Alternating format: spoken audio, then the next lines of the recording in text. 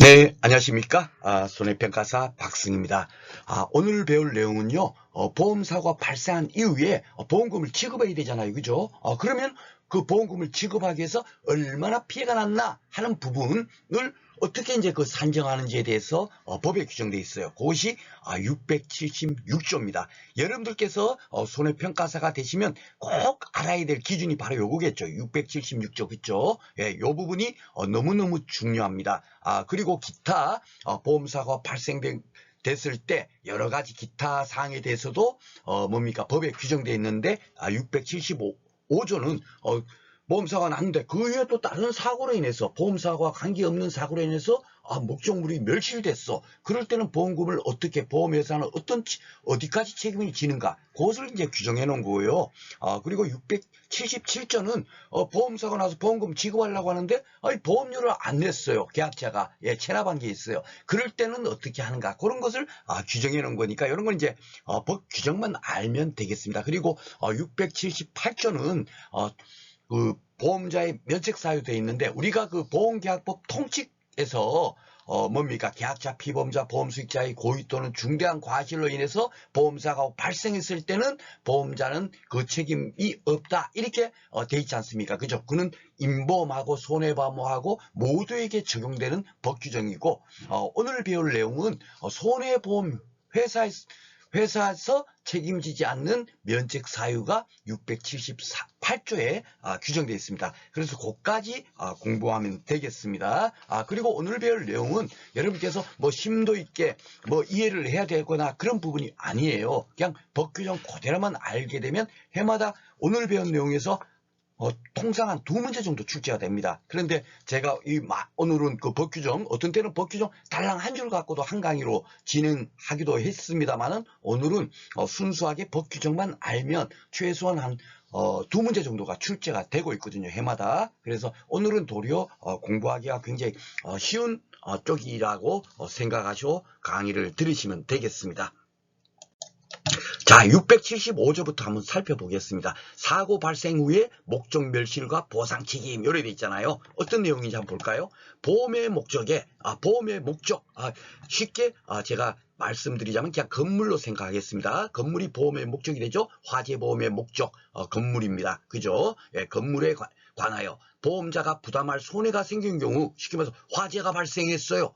그래갖고 한 50% 정도 타버렸습니다. 50%의 피해가 발생해요. 그러면 그 부담할 손해가 생겼죠. 그죠? 그렇게 떠올리시고 다음 읽어보겠습니다. 그 후에 그 목적이 그 건물이 보험자가 부담하지 아니하는 보험사고의 발생으로 인하여 멸실된 때에도 쉽게 말해서 화재보험을 들었으면 건물이 화재로 인해서 손해가 났을 때만 뭡니까 보험금이 지급되잖아요. 근데 화재가 아닌 그 이후에 부담하지 아니하는 보험사고라고 하면 예를 들자면 태풍이 불어온 거예요. 태풍이 어마어마한 태풍이 왔고 뭡니까 그 건물이 그냥 다 파괴돼 버린 거예요. 파손돼 버렸습니다. 그런 거는 뭐죠?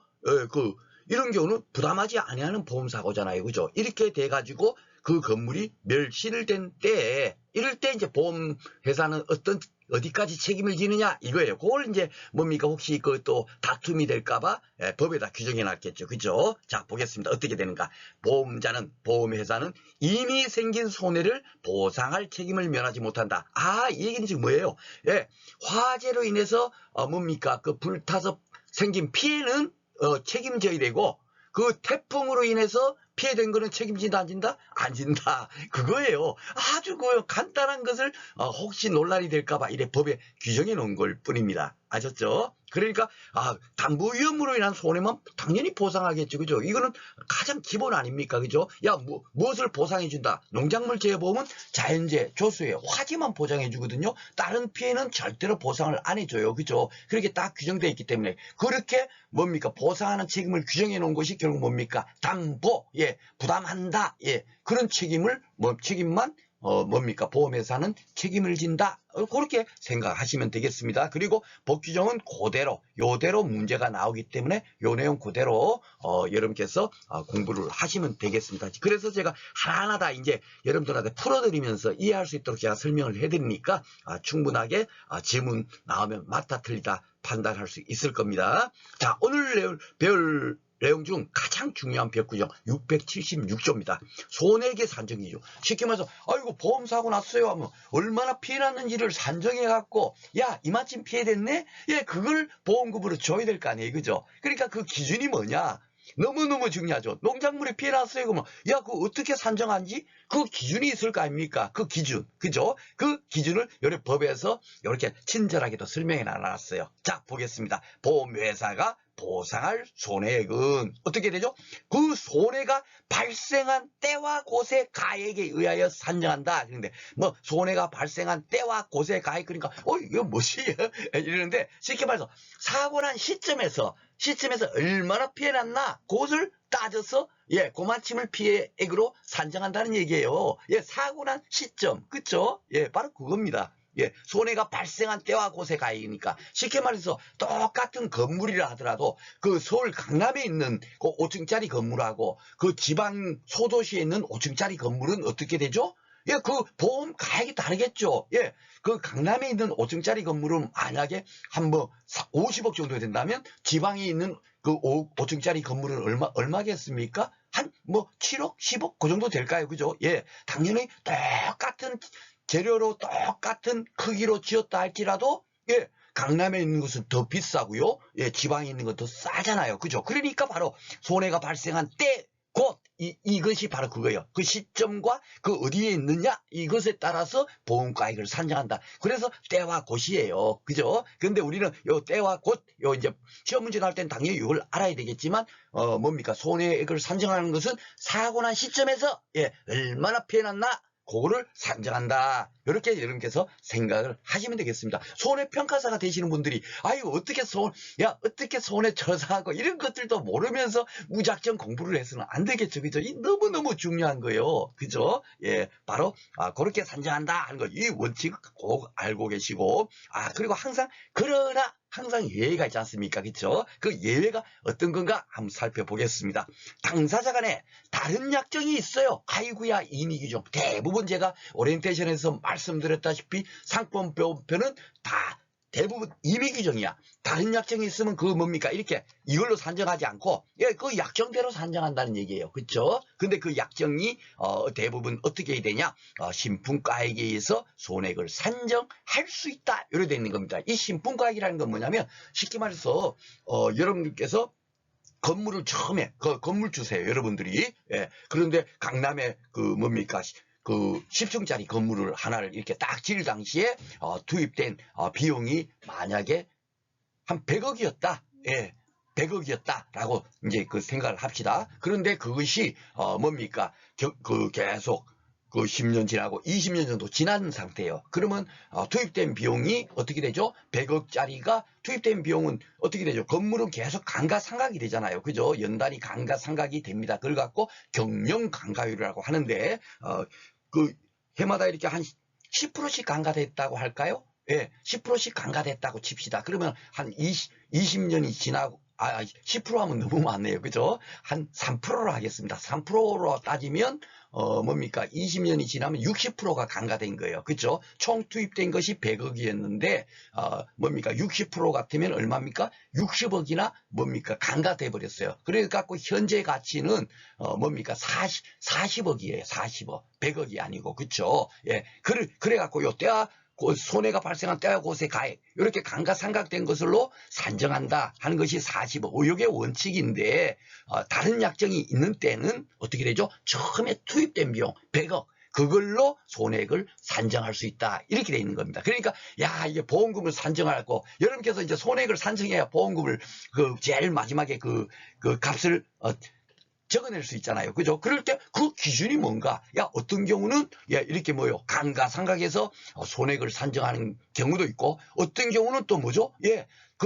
감가상각하지 않고 처음에 투입된 그 비용을 갖고 기준으로 해서 요 비용에서 지금 현재 30%가 피해났네. 아이고야 그럼 100억 중에 30%면 30억이 피해났네. 이렇게 산정할 수 있는 두 가지 방법이 있다 하는 것을 이 법규정을 통해서 딱 아셔야 되는 거예요. 아셨죠? 그래서 우리가 그 2차 시험 2과목에서는 실질적으로 우리 그 대부분 농작물 재보험 품목은요, 이렇게 뭐 보험가액을 산정해 가지고 정확하게 현재 그 뭡니까 사고난 시점에서 보험가액을 산정해 갖고 그 뭡니까 보험금을 지급하는 구조는 거의 없어요. 예, 대부분 농작물 재보험 품목은 우리는 수확 감소 보상 품목이라고 해가지고 예정된 수확량이 보험가액이라고 산정하고 미리 기평가로 해놨단 말입니다. 그죠? 기평가로 해놓은 상태에서 우리가 실제로 수확량을 조사해 봐 보니까 어미야 그 원래 예정된 수확량이 만약에 1000kg인데 우리가 조사해 봐 보니까 그 뭡니까 수확 적재에 가서 조사해 봐보니까 1000이 아니고 300kg이에요. 그러면 얼마가 피해된 거죠? 700kg. 그 700kg을 피해났다고 보험금을 산정해서 주는 그런 구조로 돼 있다 보니까 실질적으로 뭡니까 이렇게 뭡니까 보험가액 대비 현재 얼마나 피해난다 이런 것을 따지는 것은 시설물하고 그리고 가축 재보험밖에 없어요. 예, 그런데 그 부분을 공부하면서 다들 너무너무 어려워하시는 거예요. 농작물 재보험 나머지 시키면서 감자라든지 옥수수 어떤 대부분의 품목들은 다들 수확 감소 보장 품목이기 때문에 이런 부분이 들어갈 이유가 없습니다. 그러니까 이 부분은 시설물하고 가축에만 해당된다 하는 것도 한 가지 여러분께서 미리 알고 계시면 여러분께서 2차 시험 공부하실 때 혼선을 좀 이렇게 덜 일으키면서 공부를 할 수 있겠다 생각이 들고요. 그리고 대부분 이렇게 손해가 발생한 때와 곳에 가액에 의해 산정한다 하는 게 대표적인 게 가축재보험이에요. 가축재보험. 소 같은 경우 쉽게 말해서 송아지 때 가입했다 하더라도 실제로 소가 12개월 됐을 때 죽어버렸으면 폐사됐으면 그 12개월 된 시점에서 보험 야 이마침 피해가 났구나 하고 그렇게 손해액을 산정하는 거예요. 대부분 그죠? 예, 그렇게 하는 거고 단지 신품가액에 의해서 손해액을 산정할 수 있다. 이 부분은 뭐냐면 농작물 재보험에서는 현재 비가림 시설 하나라고 생각하시면 됩니다.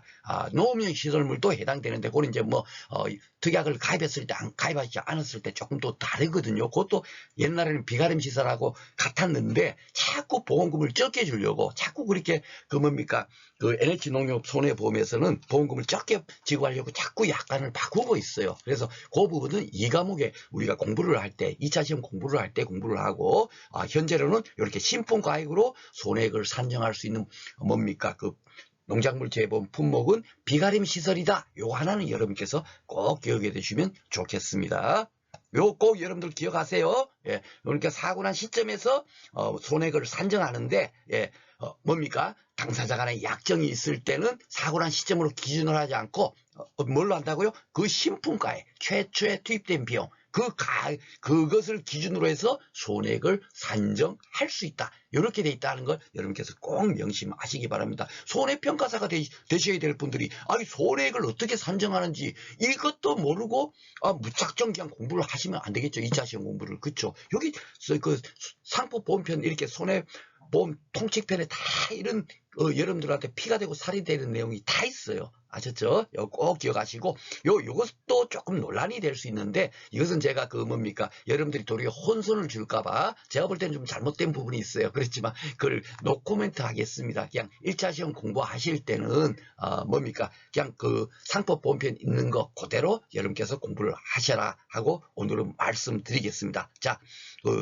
손해액의 산정에 관한 비용, 손해조사하다 보면 그 투입되는 비용이 있잖아요. 그죠? 그 비용은 누구 부담으로 한다? 예, 보험자의 부담. 예. 우리가 그 앞에 보험계약법 통칙편에서 증권 제작성하는 그 비용은 누가 부담하죠? 그렇죠. 계약자. 왜냐하면 계약자가 잊어버리거나 훼손했으니까 계약자가 잘못했으니까 계약자 부담으로 하는 거고요. 손해액의 산정에 관한 비용은 손해조사를 누가 해요? 보험계약자가 손해조사합니까? 아니죠. 보험회사가 하잖아요. 그러니까 보험회사가 하니까 보험자의 부담으로 한다. 이렇게 여러분께서 기억하시면 혼돈이 없으실 것이라고 생각이 됩니다. 자, 그리고 이제 그 사고 발생의 목적 멸실과 보상 책임, 이거는 뭐, 여러분들도 다 알고 있는 내용인데, 그냥 가볍게나마 더 이제 그 이해를, 그 법규정 그대로 그 뭡니까, 제가 이해하도록 다 설명을 드렸지만, 그림으로 한 번 더 제가 그려봤어요. 자, 한번 보겠습니다. 비닐하우스, 요렇게 시설물이요, 1천만 원이 보험가액이. 이제 보험가액은 제가 앞에서, 몇 강의로 나눠서 공부를 했죠. 그죠? 예, 요 보험사고가 발생했을 때, 최대한 발생할 수 있는 피해액이 얼마인가? 예, 그것이 결국 보험가액이에요. 피보험이익이고, 그죠? 근데 이것이 하여튼, 1천만 원이에요. 보험가액을 산정해 봤더니 1천만 원인데 태풍 피해가 났어요. 농작물 재보험 들었는데. 그러면 태풍 피해는 자연재해니까 보상하는 재해니까 당연하게 보험회사 LH 농협 손해보험회사에서 담보해 줘야겠죠. 예, 당연하게 500만 원에 대해서 손해액을 뭡니까? 보험금으로 지급할 겁니다. 그렇죠? 요게 담보 위험이에요. 요런 상태가 됐었는데 이웃 주민이 그냥 뭐 고철 같은 거 이런 거 있지 않습니까? 그런 것도 뭐 팔아먹으면 또 돈 되겠다 싶어서 밤중에 와갖고 막 이 하우스를 다 훼손해 갖고 완전히 그냥 다 이렇게 쬐끔만 남은 거예요. 비닐하우스가. 근데 이웃 주민이 이렇게 그 쇠파이프 훔쳐가고 이런 것은 농작물 재보험에서 보상해 주겠어요? 안 해주겠어요? 안 해주죠. 이런 것은 비담보 위험, 그죠? 책임지지 않는 보험. 예, NH 손해보험에서 농작물 재보험에서 보상하는 재는 자연재해, 조수해, 화재밖에 없는데 이런 것들은 당연하게 보상 안 해주겠죠, 그죠? 이렇게 해서 목적물이 이렇게 멸실이 됐을 때 어떻게 하느냐 해갖고 법 규정이 돼 있었잖아요. 이거는 책임진다. 책임 안 진다? 이거는 책임 안 진다. 이 400만 원 피해 난 것은 오직 피해는 뭐만 진다? 여기 태풍 피해. 그러니까 보상한 재해로 피해가 있는 부분만 뭐죠? 예, 보험회사는 책임만 지면 되는 거예요. 그 얘기를 굉장히 어렵게 뭡니까? 법 규정에 이렇게 기술돼 있습니다. 그래서 뭐 이렇게 그림 보니까 너무너무 쉽죠. 그렇죠? 예, 태풍 피해는 책임질 거고 이웃 주민이 비닐하우스 훼손하는 것은 당연하게 책임지지 않는다. 제가 앞에서는 이제 뭐라 그랬죠? 우리가 그 건물을 화재보험 들었는데 화재로 발생한 것은 책임지고 그다음에 태풍으로 인해서 건물이 훼손된 거 태풍 피해는 안 해주잖아요. 화재보험 가입하면 화재로 인한 손해만 보상하니까 우리가 화재보험도 뒤에 가서 공부를 하겠습니다만은 그죠? 태풍 피해는 절대로 보상해주지 않죠. 예, 그런 것은 보상하지 않고 오직 화재만 보상해준다라고 제가 법규정 설명할 때 말씀드렸습니다. 그렇죠? 바로 그렇게 생각하시면 되겠고 그리고 이제 그 법규정 또 따로 이제 여기서 간략하게 보자면 손해액 산정 기준 손해가 발생한 때와 곳의 가액에 의해서 산정한다. 즉 사고 났을 때 그 시점 서울 강남구냐 지방인 서도시냐 그런 곳에 가액에 의해서 산정한다. 그렇죠? 예, 요거 명쾌하게 여러분께서 이해하시라고 믿고 그런데 그러나 당사자 간에 다른 약정이 있다면 어떻게 된다 그랬죠? 신품가액. 그죠? 이 신품가액에 의해서 손해액을 산정할 수 있다. 최초 투입된 비용 그 가액으로 인해서 손해액을 산정할 수 있다. 그런데 요 신품가액을 우리 여러분께서 2차 시험 공부를 하게 되면 제조달 가액이라고 아마 용어를 쓸 거예요. 우리 농작물 재보험에서는. 그러니까 신품가액 이꼬르 제조달 가액 똑같은 의미다라고 하나 기억해 놓으시면 좋겠습니다. 그리고 손해액 산정의 비용은 누가 부담한다고요? 그러죠. 손해조사를 하는 보험회사에서 부담하는 거고. 그래갖고 제가 이것도 말씀드렸죠. 증권 그 재발행 비용은 누가?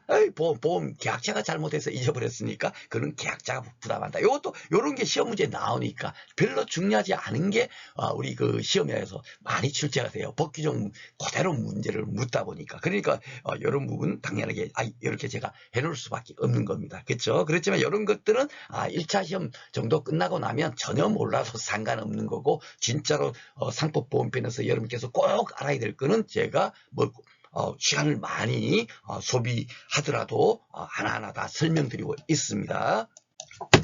자, 그리고 이제 요것은 뭐냐면요.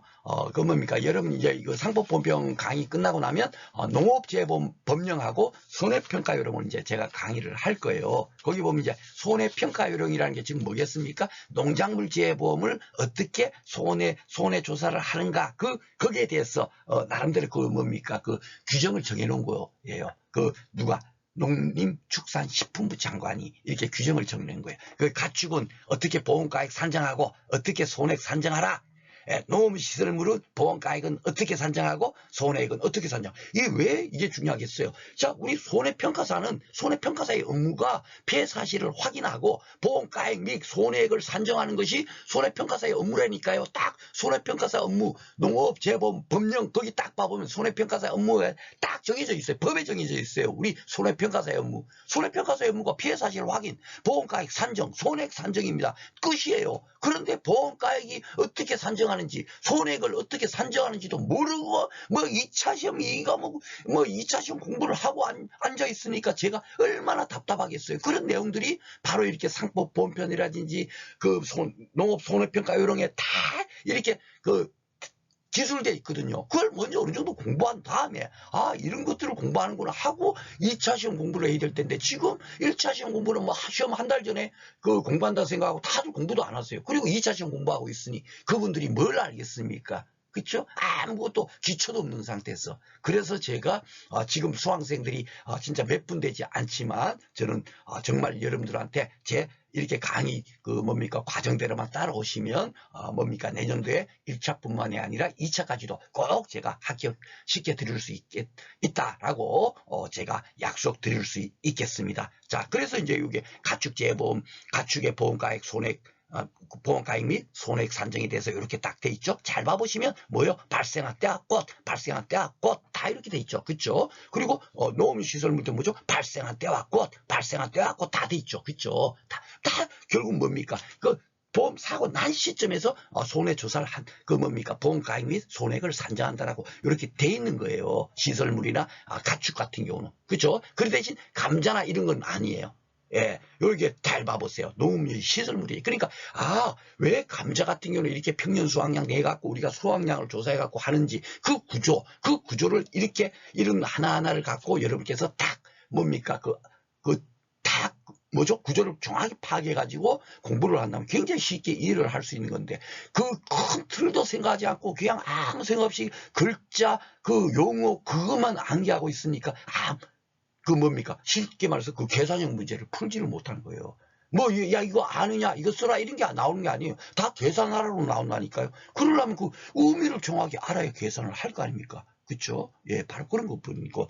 요 내용은 제가, 뒤에 손해평가 요령에서 다시 이렇게 제가 거기서 강의를 할 거예요. 오늘 이까지 공부할, 이것만 해도 한 강의로 제가 따로 할 거거든요. 예, 그런데 여기 잘 봐보세요. 별도로 정한 경우 또 있죠? 예, 별도로 정한 경우라니 뭐겠습니까? 원래 이렇게 해야 되는데, 만약에, NH농협, 요거는 이제 그 농림축산식품부 장관 영이잖아요. 손해평가 요령이. 그런데 이제 그 NH농협 손해보험이 그 농작물 재보험을 그 운영사잖아요. NH 손해보험하고 그 농민들하고 또 그 약관에서 계약을 맺죠. 농작물 재보험 계약을 맺을 거 아닙니까? 그렇죠? 그렇게 맺을 때 또 다르게 이것과 다르게 정한 것이 있다면 어떻게 한다고요? 그 방법에 따르는 거예요. 그러니까 어디 약관에는 이렇게 돼 있고 어디 약관에는 이렇게 돼 있고 어떤 품목의 약관에는 또 이렇게 돼 있고 다 다르니까 그걸 일일이 다 외우고 있는 거야. 그러니까 어려운 거예요. 그런데 큰 줄기 원칙을 알아놨고 이거는 원칙대로 하는구나.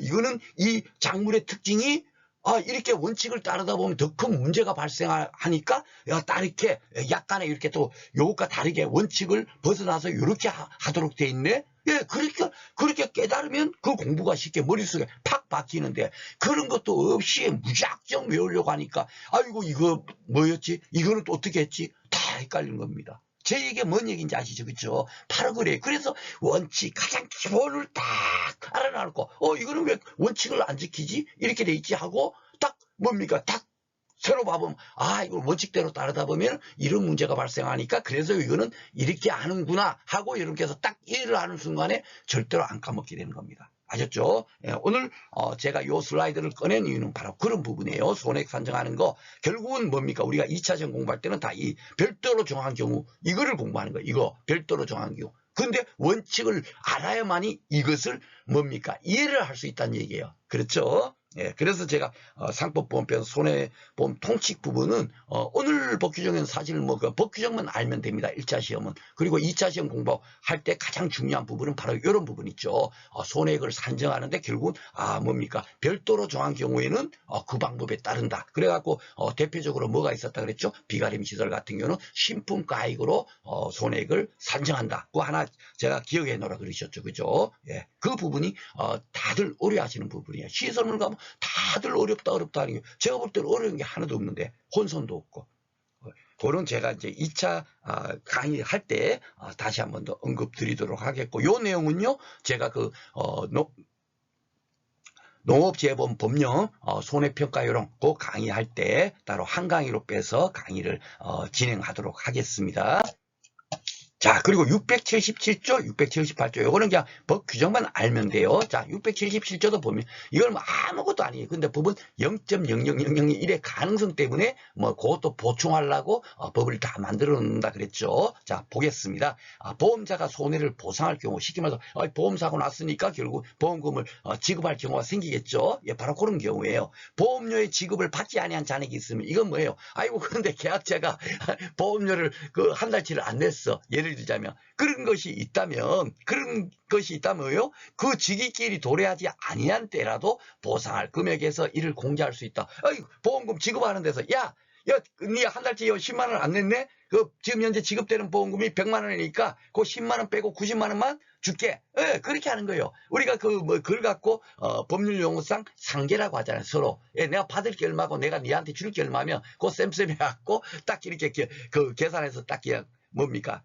채권 채무 관계를 완료할 수 있잖아요. 그죠? 예, 바로 그 내용을 이렇게 적어 놓은 겁니다. 아셨죠? 그리고 요걸 조금 이제 다르게 해갖고 하는데, 도래하지 아니한 때라도 보상금에 있어서 공제할 수 있는데, 그러면 도래한 경우라면 당연히 공제할 수 있죠. 그죠? 예, 요렇게 또 말장난치는 또 기출문제가 한번 있어갖고 제가 요렇게 또 상세하게 적어 놨습니다. 예, 요거는 뭐, 요 법규정 그건 뭐 당연한 그 내용이니까, 한 번만 딱 숙지를 하시면 쉽게 이해될 거고요. 678조는 이제 보험자 면책사유. 야, 너무너무 중요하죠. 예, 지금 현재 이제 보험사가 났을 때 보험금 지급과 관련해서 이제 손해액은 어떻게 산정하고 오늘 그런 것들을 지금 공부하고 있는 거예요. 그죠? 그게 뭡니까? 지금 손해보험 통칙의 법 규정이 딱 하나하나 이게 뭡니까? 규정되어 있는 건데, 면책사유가 뭐예요? 예, 책임지지 않는 거. 예, 어떨 때는 책임지지 않는다 하는 것이 또 다 정해져 있겠죠. 그죠? 예, 우리가 뭡니까? 보험계약법 통칙편에서는 뭐죠? 보험자의 면책사유로 애가 뭐가 있었습니까? 예, 계약자, 피보험자, 보험수익자의 고의 또는 중대한 과실로 인해서 보험사고가 발생한 경우에는 보험자는 그 책임이 없다. 이렇게 되어 있는 것이 뭐죠? 보험자 면책사유인데, 그것은 뭐죠? 손해보험뿐만이 아니라 인보험에도 똑같이 적용되는 면책사유고요. 오늘 배울 이 678조는 오직 손해보험에만 적용되는 거예요. 그러면서 제가 뭐죠? 보험계약법 통칙할 때, 보험자 면책 사유할 때, 그 손해보험만 되는 겁니다 하고, 여러분 같이 이렇게 슬라이드 만든 거 기억나시죠? 예. 바로 그 부분이에요. 보험의 목적에 성질을 하자. 그래갖고 제가 감자 캘 때 그 상처난 거, 그런 것은, 예. 보험의 목적의 성질이나 그런 것 때문에 그런 거니까, 그런 손해는, 뭡니까? 보상할 책임이 있다, 없다? 예. 당연히 없겠죠. 그렇죠? 그걸 이렇게 명문화 시켜 놓은 겁니다. 아셨죠? 예. 이런 손해는, 손해보험에서는 책임지지 않는다. 쉽게 말해 그 건물을 이렇게 지어놨는데 자연적으로 감가상각되는데 그 감가상각되는 것을 손해났다고 보상해라 하면 되겠습니까? 안 되겠습니까? 안 되겠죠. 그런 것이 바로 뭐예요? 자연소음으로 인한 손해가 되겠죠. 이런 것들은 책임이 없다. 그렇게 이제 규정해 놓은 거고, 요걸 갖고 이제 그 문제를 낼 때 어떻게 되냐면 보험계약의 목적에 성질을 하자 이런 식으로 나와요. 근데 보험계약의 목적은 뭐죠? 우리가 앞에서 한 강의로 제가 따로 강의를 했죠. 피보험 이익, 그죠? 예, 보험계약의 목적은 피보험 이익, 즉 뭐죠? 소유권 이런 권리고요. 보험의 목적이라고 하는 것은 보험을 가입할 당시에 그 대상, 그 목적, 쉽게 말해서 시설, 물, 사과, 뭐 이런 거, 감자 이런 것들을 보험의 목적이라 하죠. 뭐 화재보험 같으면 건물, 그죠? 건물이 보험의 목적이고, 뭡니까? 보험 계약의 목적은 뭐죠? 건물의 소유권, 예, 소유권이 결국은 피보험이니까, 그렇죠? 예, 그래서 꼭 이거를 할 줄 아셔야 되겠다. 요걸 바꿔서 나올 수 있어요. 보험계약의 목적으로 아이고 요 많이 받네 하고 이거 맞는 질문 이렇게 하시면 안 됩니다. 예, 그래서 제가 하나 둘에 해놔놨고, 그리고 요것은 이제 조금 이제 어려운 시험 문제에서 요렇게 나오는데 우리는 아직까지 이런 문제가 안 나왔어요. 그렇지만 저는 항상 난이도가 상향을 대비해 가지고 계약법 제가 그 상법보험편 교재를 만들었습니다. 그럼에도 불구하고 뭐 500페이지, 600페이지 되지 않죠. 예, 우리 시험에 안 나오는 거 앞으로 조금 어렵게 난이도가 올라간다면 나올 수 있는 그런 내용들 또한 포함시켰는데 100페이지밖에 되지 않죠. 그죠? 자, 한번 보겠습니다. 보험의 목적, 성질, 하자 또는 자연소음으로 인한 손해도 보상한다. 이게 맞나 틀리냐 하면은 어떻게 되죠? 예, 이거 뭡니까? 괜찮습니다. 유효합니다. 이런 약간의 일이 돼 있어도. 왜냐하면 이 규정이 뭐죠? 임의 규정. 제가 그랬잖아요.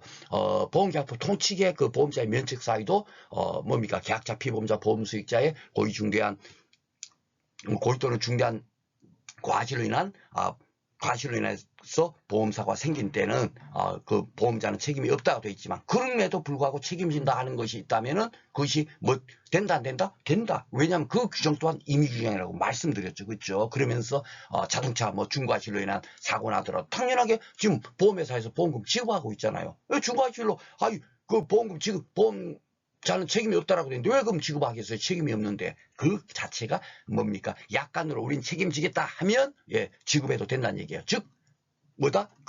이 면책 사유 또한 다 이것이 강행 규정이 아니고 임의 규정이다라는 얘기죠. 그렇죠? 그래서 이런 경우도 유효하다. 조금 어려운 난이도가 올라가게 되면 이런 문제도 나올 수 있다는 거 참고적으로 알고 계시면 좋겠습니다. 자, 그러면 문제 한번 풀어보겠습니다. 문제는 뭐 술술 쉽게 풀릴 거예요. 제가 조금 어려운 부분도 제가 막 얘기하고 하다 보면 여러분께서 더 혼선이 올까봐 가능하면 배제를 하려고 하는데, 그래도 난이도가 분명히 올라간다면 이 정도까지는 분명히 건들겠다 하는 부분까지는 제가 지금 강의를 하고 있고요. 기출문제 풀어보면 쉽게 다 풀릴 수 있을 겁니다. 자, 화재보험, 그죠? 항상 보면 나오면은 화재보험 이런 걸로 나오고 손해보험으로 어떤 글로 나오고 그런다고 제가 말씀을 드렸습니다. 보험자의 보상 의무에 관한 설명으로 옳지 않은 것, 틀린 거 찾는 거네요. 자, 1번 보험사고의 발생은 보험금 지급을 청구하는 보험계약자 등이 입증해야 한다?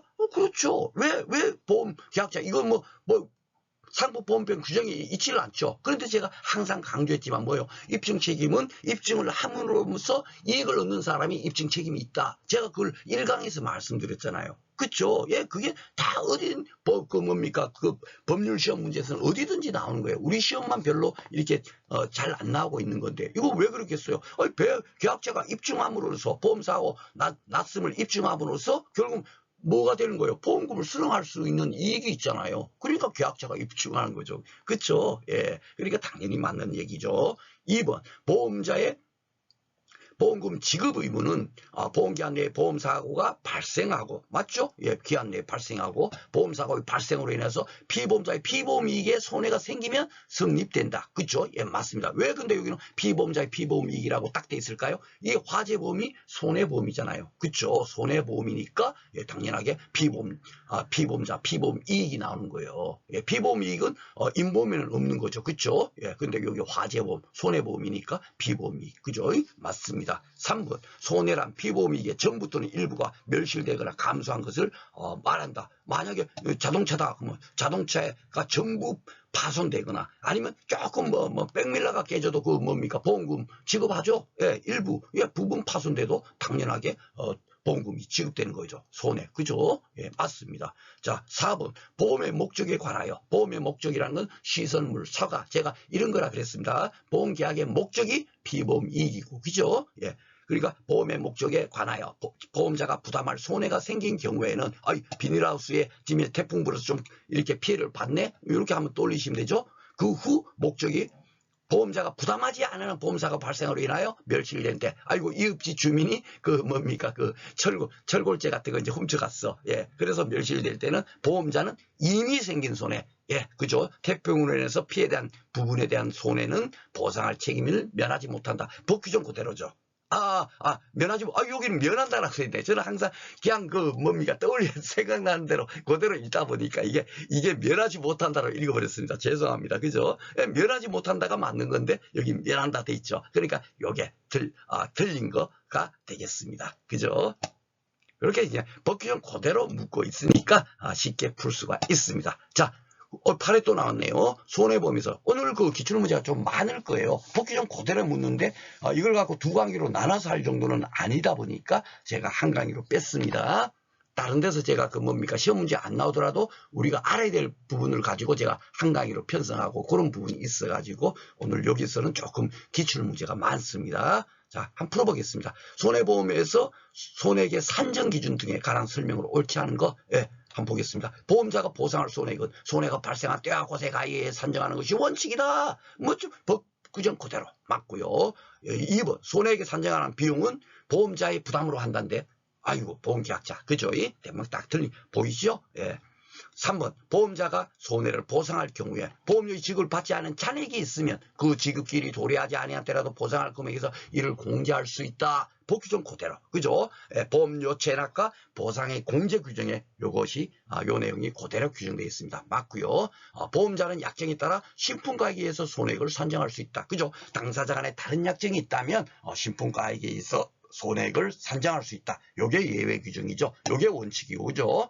손해가 발생한 때와 곳에 가액에 의해서 산정하는 것이 원칙이고, 다만 당사자 간에 다른 약정이 있을 때는 신품가액에 의해서 손해액을 산정할 수 있다. 요거 너무너무 중요하니까 꼭 이거는 뭡니까? 아셔야 된다라고 제가 강조드린 내용입니다. 그죠? 자, 8회 또 있네요. 이렇게 한 문제가 나오지 않고 많이 나오고 있죠. 자, 상법상 손해보험에 있어 보험자의 면책사유로 모든 고른 것을 목적의 성질 하자, 성질로 인한 거, 면책사유, 하자로 인한 거, 면책사유, 자연소음으로 인한 거, 면책사유, 보험사고와 계약자의 고의 또는 중대한 가실로 인해 생긴 경우는 요거는 뭐죠? 임보험하고 손해보험 공통적인 면책사유죠. 그런데 결국은 손해보험에 있어서 보험자의 면책사유에 해당이 되는 거죠. 그러니까 답은 다 뭐다?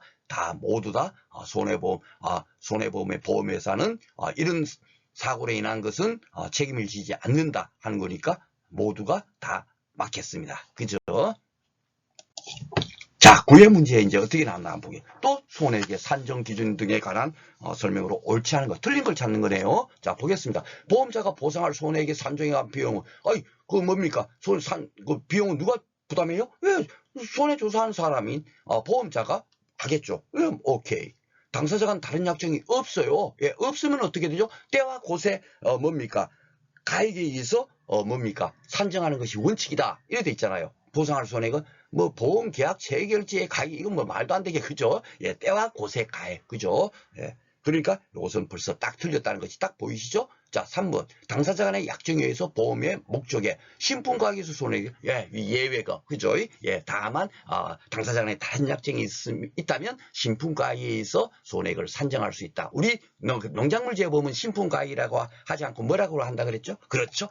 제조달 가액. 요거는 여러분께서 2차 시험 공부할 때 필요한 거니까 그 제조달 가액 꼭 아셔야 되겠고 1차 시험 볼 때는 법규정 그대로 나오기 때문에 이걸 갖고 제조달 가액에 의해서 손해액을 산정할 수 있다. 절대로 안 나옵니다. 아셨죠? 신품가액 요걸 꼭 기억해 놓으시고 단지 제가 왜 제조달 가액까지 말씀드리냐면 그래야만이 여러분께서 이게 예외조항 다른 당사자 간에 다른 약정이 있으니까 이렇게 해서 비가림 시설은 이렇게 해서 보험금을 산정하는구나. 그것을 여러분께서 딱 깨달을 수 있겠죠. 그렇죠? 제조달 가액도 뭔지 모르고 신품가액하고 같다는 것도 모르면 뭐가 뭔지 모르고 또 혼선만 올 거 아닙니까? 그죠? 그래서 제가 여기 미리 언급을 드린 겁니다. 4번 보험의 목적의 성질 하자 또는 자연소음으로 인한 손해는 보험자가 이를 보상할 책임이 없다. 맞습니다. 손해 보험자의 면책사유가 되겠습니다. 자, 9회 또 나왔죠? 이번에는 사례는 나왔네. 사례는 나오더라도 어려운 거 하나 없어요. 사례는 그냥 법규정 정확히 이해만 하고 있으면 쉽게 풀 수 있습니다. 자, 보겠습니다. 갑이 자기 소유 건물에 대해서 A보험사 화재보험을 지어야죠. 항상 이렇게 화재보험, 다른 거 나오질 않아요. 얘가 아셨죠? 그죠? 화재보험을 체결한 경우에 관한 설명으로 옳지 않은, 틀린 걸 찾는 거네요. 자, A보험사가 갑으로부터 보험료 지급을 받지 않은 잔액이 있더라도 그 지급길이 아직 도래하지 아니한 때는 어떻게 된다고요? 예, 공제할 수 있잖아요. 지급할 보험금에서 여기 손해를 보상할 금액에서 잔액을 공제할 수 있다. 이렇게 법에 돼 있잖아요. 그렇죠? 근데 공제해서는 아니 된다 그러니까 벌써 틀렸죠. 법규정 그냥 그대로 문제를 내는 거예요. 뭐 사례라고 해서 진짜로 막 어려운 거 판례 정도 심도 있게 들어가서 사례가 나오는 건 하나도 없습니다. 그냥 법규정 그냥 야 그걸 이해하고 있느냐? 뭐 그 정도 수준으로만 물어요. 예, 그러니까 쉽게 풀 수가 있습니다. 벌써 이 답은 나왔죠? 자, A보험사는 보험 사고로 인하여 부담할 책임에 대하여 다른 보험자와 재보험 계약을 체결할 수 있다. 이거는 뭐죠? 예, 재보험 규정. 예, 그죠? 예, 재보험 당연하게 할 수 있습니다. 왜냐면은 보험료 이만큼 받았는데 사고가 더 크게 날까봐 재보험을 또 가입할 수 있죠. 그쵸? 예, 맞습니다. 3번. 갑이 보험의 목적인 건물을 을에게 양도한 때. 아이고, 요거는 바로 다음 시간에 배워요. 보험 목적물의 양도. 거기 가서 공부를 하겠습니다. 그 내용 그대로인데, 보겠습니다. 양도한 때는 을은 보험계약상의 권리와義務를 승계한 것으로 추정. 예, 추정에는 딱 3가지 있다라고 제가 말씀을 드렸죠. 그죠? 예, 뭐죠? 그 서면으로 질문한 사항은 중요한 사항으로 추정한다. 하나 있었고, 우리가 두 번째로 기평가보험에서 하나 있었죠. 그죠? 기평가보험이 하나 있었고, 제일 마지막으로 다음 시간에 배울 보험 목적물의 양도 조항에서 추정한다. 이렇게 딱 3번이 쓰여져요. 그것만 딱 기억하고 있으면 되겠습니다. 그러니까 이거는 맞는 지문. 4번. 갑이 보험의 목적인 건물을 을에게 양도한 경우. 이것도 보험 목적물의 양도. 그 법 규정을 그대로 물은 겁니다. 갑 또는 을은. 갑이 결국은 뭡니까? 양도인이고, 을은 누가 되겠어요? 그 건물을 인수했으니까 양수인이 되겠죠. 그죠? 양도인 또는 양수인은 A 보험회사에 대하여 보험자에 대해서 직접시 그 사실을 통지해야 된다. 양도했으면 이렇게 통지하도록 돼 있겠죠. 법에는 당연하게. 그죠? 예, 사고 났어요 하는 것도 통지해야 되고 다 대부분 통지하는 겁니다. 중복보험에서도 통지해야 한다라고 돼 있잖아요. 다 보험 뭡니까? 그 계약을 있었다며. 그죠? 그런데 그 이제 법률적인 그런 뭡니까? 그 효과는 별로 없는 거다. 그렇죠? 그걸 하지 않았다고 해서 아무런 불이익이 없다까지 우리는 공부를 했습니다만은 대부분 다 이렇게 통지문이 있을 겁니다. 그렇죠? 이것도 뒤에 가면 법조항 그대로니까 다음 강의에서 공부할 수 있도록 하겠습니다. 다 이거는 맞는 지문인 거 아시죠? 자, 그리고 10회, 금년에 어떻게 나왔나 보겠습니다. 맨날 이거 손해계 산정으로 나오죠. 그렇죠? 보험자가 보상할 손해금, 보험계약을 체결한 때와 곳에 가액 산정한다. 맞습니까? 틀립니까? 틀리죠? 그 손해가 발생한 때와 곳이라니까요. 보험계약을 체결한 것이 아니죠. 사고 났을 때, 그죠? 그 손해가 발생한 때와 곳에 가액에 의해서 산정하는 거니까 여기서 벌써 틀렸습니다. 예. 자, 2번. 보험사고로 인하여 상실된 피보험자가 얻을 이익. 이거 어디서 많이 봤죠? 그렇죠? 예. 이거 어디에서 맨날 나온다고 했잖아요. 그죠? 손해계 산입하지 않는다. 그죠? 여기 또 뭐가 빠졌어요? 그 이익이나 보수는, 예, 당사자 간에 다른 약정이 없다면, 그죠? 산입하지 않는다. 그렇게 제가 꼭 기억해 놓으라 그랬습니다. 이거는 무조건 놓고 나오는 법 규정이에요. 아셨죠? 여기 또 써먹었네. 10배는. 그죠? 예. 그러니까 이것도 틀렸고. 산입해야 한다. 그러니까 임차료를 왜 산입해요? 그쵸? 예.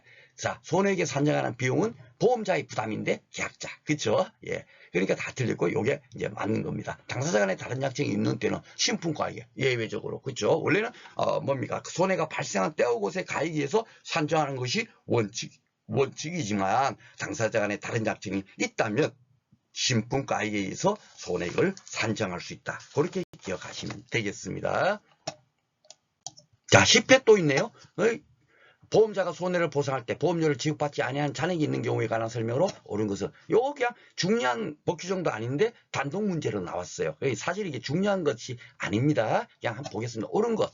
보험자는 보험료의 지급을 받지 아니한 잔액이 있으면 보험계약을 즉시 해지할 수 있습니까? 아니죠. 해지라는 건 없었잖아요. 지급기일이 도래하지 아니한 때라도 보상할 금액에서 이를 공제할 수 있다. 이렇게만 돼 있죠. 그렇죠? 해지 이런 얘기는 없었죠? 이거 아니구나. 자, 보험자는 지급기일이 도래하였으나 지급받지 않은 보험료의 잔액을 보상할 금액에서 공제해야 한다. 여기는 뭐가 틀렸을까요? 일견 맞는 것 같지만 공제할 수 있다. 이렇게 돼 있는 거예요. 법에는 할 수 있다로 돼 있는데 여기는 한다. 그러니까 할 수 있다고 한다는 엄청 큰 차이라 그랬죠. 할 수 있다는 거는 해도 되고 안 해도 되는 거지만 한다 하는 건 무조건 넣고 해야 되는 거죠. 그렇죠? 그러니까 여기 한다가 여기 틀렸습니다. 3번 볼까요? 보험자는 지급받지 않은 보험료 잔액이 있으면 그 지급기일이 도래하지 아니한 때라도 보상할 금액에서 이를 공제할 수 있다 돼 있죠.